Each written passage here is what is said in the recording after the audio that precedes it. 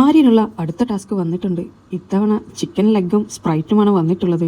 അതിനായി ആര്യനോട് അക്ബറിനെ കൂടാതെ രണ്ടുപേരെയും കൂട്ടാൻ പറഞ്ഞിട്ടുണ്ടായിരുന്നു. ആരെയാണ് ട്രസ്റ്റ് ചെയ്യേണ്ടേ എന്നുള്ള ഒരു സംശയത്തിലായിരുന്നു അക്ബർ.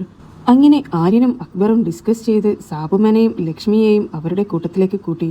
ഇത്തവണ 4 പേരായിരുന്നു ടാസ്ക് ചെയ്യേണ്ടിയിരുന്നത്. എന്നാൽ സാബുമാനെ പെട്ടെന്ന് ആര്യന് കൺവിൻസ് ചെയ്യാൻ കഴിഞ്ഞു. എന്നാൽ ലക്ഷ്മി കുറച്ച് ബുദ്ധിമുട്ടായിരുന്നു ആര്യന്. ആര്യൻ പറഞ്ഞിട്ട് ലക്ഷ്മി വിശ്വസിക്കുന്നേ ഉണ്ടായിരുന്നില്ല. നീ പ്രാങ്ക് ചെയ്യാൻ നടക്കുകയാണ്, നീ എന്നെ പ്രാങ്ക് ചെയ്യുവാണെന്ന് പറഞ്ഞുകൊണ്ട് ലക്ഷ്മി മാറി നിൽക്കുകയായിരുന്നു. അവസാനം മദർ പ്രോമിസ് എല്ലാം പറഞ്ഞ് എങ്ങനെയെങ്കിലും ലക്ഷ്മിയെ കൺവിൻസ് ആക്കി. ലക്ഷ്മി ഒരു 50-50 വിശ്വാസത്തിൽ ആര്യൻ്റെ കൂടെ നിൽക്കാമെന്ന് പറഞ്ഞു. അങ്ങനെ ആര്യൻ സ്റ്റോർ റൂമിൽ പോയി പാത്രമെടുത്ത് വന്നപ്പോഴാണ് ലക്ഷ്മി പൂർണ്ണമായി വിശ്വസിച്ചത്.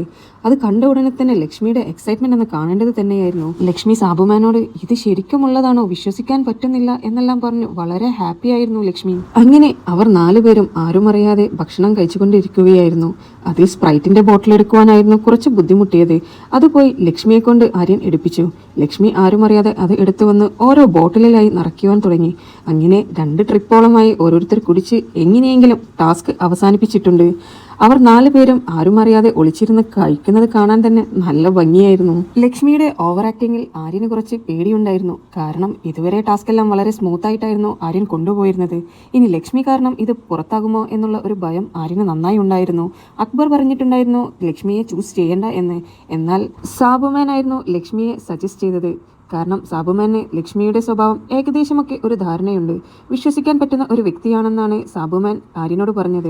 എന്തായാലും ലക്ഷ്മിക്ക് ഈ ടാസ്ക് നന്നായി ഇഷ്ടപ്പെട്ടിട്ടുണ്ട്. ആര്യനോട് പറഞ്ഞു അടുത്ത ടാസ്ക് വരുമ്പോൾ എന്നെ ഒന്ന് വിളിച്ചാൽ മതി, വിളിപ്പുറത്തുണ്ടാകുമെന്നാണ് പറഞ്ഞിരിക്കുന്നത്. ഈ ടാസ്ക് എനിക്ക് ഒത്തിരി ഇഷ്ടമായി. ഇത് ആരെയും അറിയിക്കാതെ ഞാൻ തന്നെ കൊണ്ടു നടന്നോളാം.